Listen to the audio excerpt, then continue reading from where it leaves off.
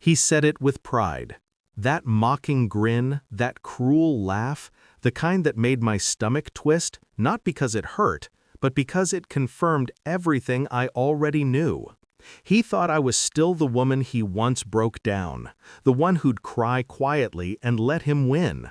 He had no idea that woman no longer existed. When I first met Ayan, he was the man who made me feel seen. He'd drive 2 hours after work just to bring me coffee. He'd say, "You deserve everything you dream of." I believed him. We built a life together, our first apartment, the business I helped him start. Every bill I managed while he focused on growing. And then, slowly, his gratitude turned into entitlement. His tone shifted. His mother's whispers grew louder. I became the servant of the empire I helped him build. The first red flag wasn't another woman. It was a password change. Then a business trip that didn't exist. Then the perfume on his jacket, something floral and expensive, not mine. I didn't confront him. I just watched.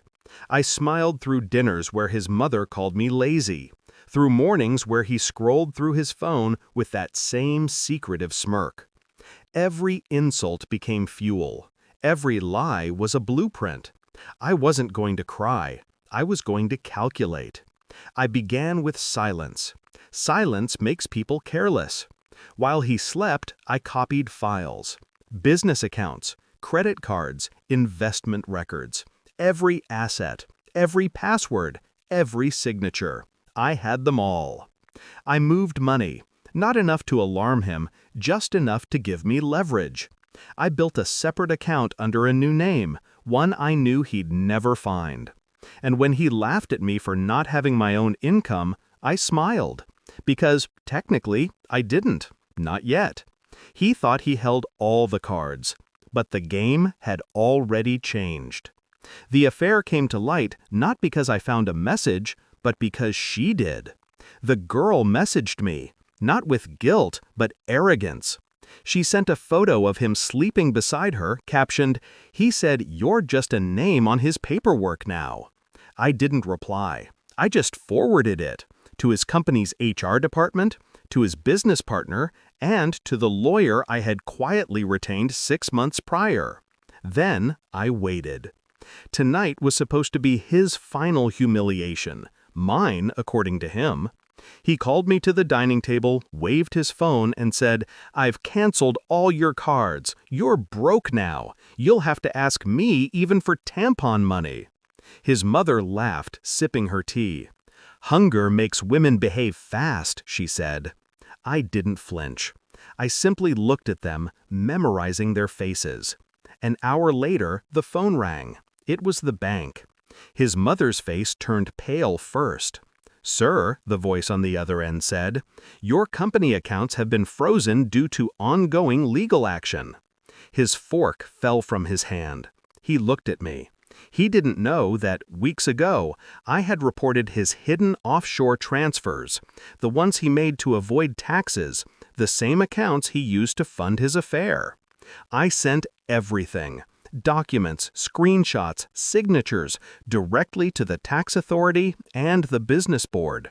It wasn't revenge, it was exposure. His company was now under investigation.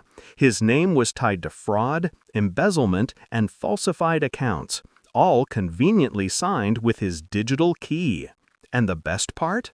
The company's legal ownership had been quietly shifted 2 months ago, to me. His lazy daughter-in-law.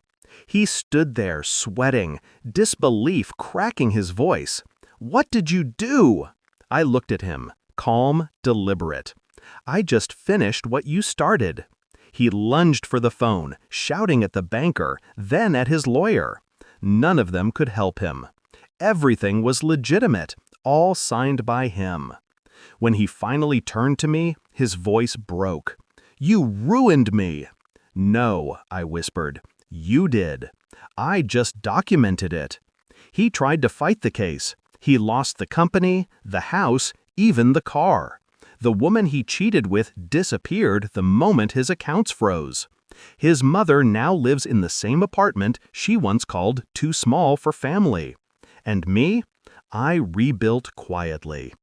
Every insult, every laugh, every humiliation, paid back in full, with interest. Sometimes I think about that night. The laughter, the smug faces, the ringing phone that ended it all. People say revenge doesn't heal. Maybe not. But justice, quiet, precise, legal justice, does something better. It restores balance. He found out who took his place, and it wasn't another man. It was the woman he underestimated. The one who stopped asking and started taking back everything that was hers.